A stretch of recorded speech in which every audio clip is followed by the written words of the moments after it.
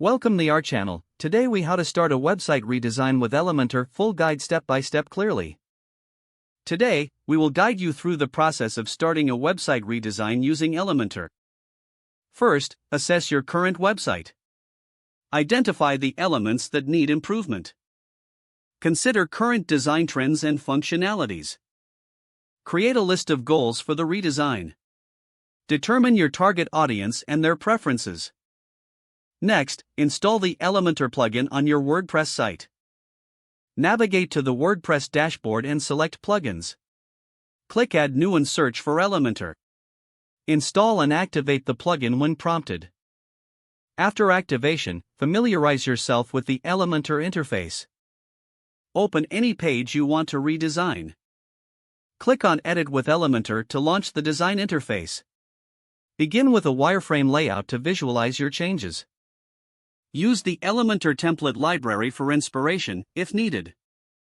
Drag and drop elements onto your canvas to start building.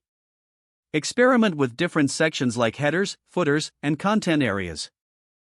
Customize each element through the left-hand panel.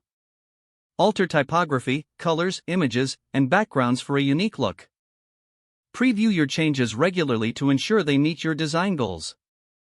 Make use of responsive design settings to optimize for mobile devices. Once satisfied, revise the content for clarity and engagement. Monitor website performance through speed tests and user feedback. After final adjustments, save your work and publish the redesign. Consider setting up a maintenance plan to keep your site updated. Regularly analyze user interaction to spot areas for future improvement.